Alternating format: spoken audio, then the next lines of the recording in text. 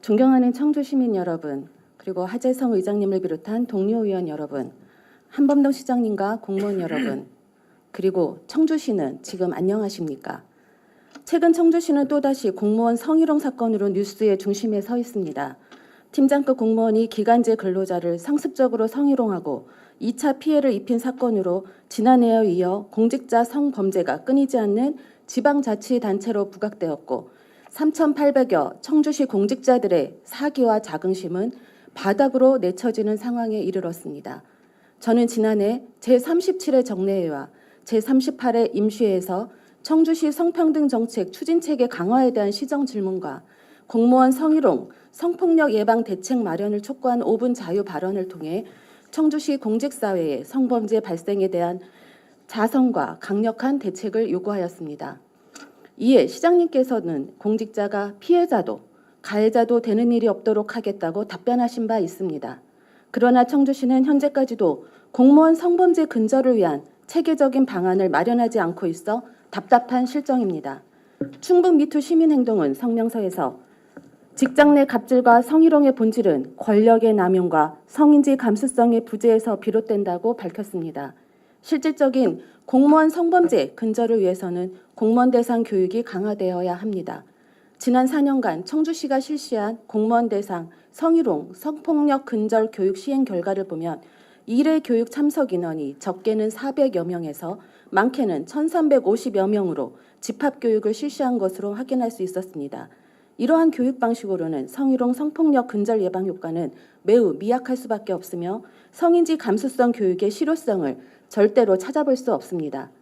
지난해 여성가족부에서 실시한 공무원 성희롱, 성폭력 방지 조치 실태 온라인 조사에서 청주시는 충청북도 시군 가운데 10%대의 가장 낮은 응답률을 보였으며 조사 결과에서 많은 피해 사례들이 있었습니다.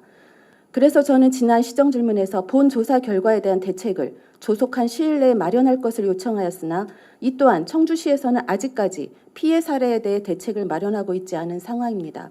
이 같은 문제를 근본적으로 해결하기 위해서는 무엇보다 시장님의 강력한 의지가 필요합니다.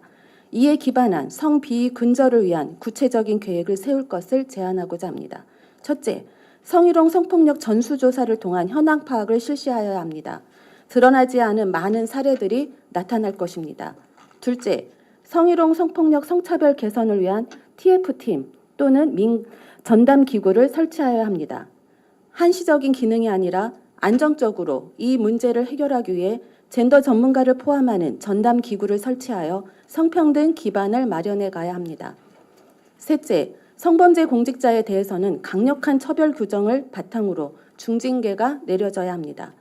청주시 지방공무원 징계 양정에 관한 규칙을 개정하여 성희롱, 성매매, 성폭력이 같은 징계 수준이 되도록 조정 강화하여야 합니다.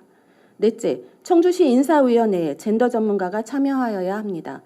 현재 위촉직 12명 가운데 6명이 퇴직 공무원으로 구성된 것은 바람직하지 않다고 생각합니다.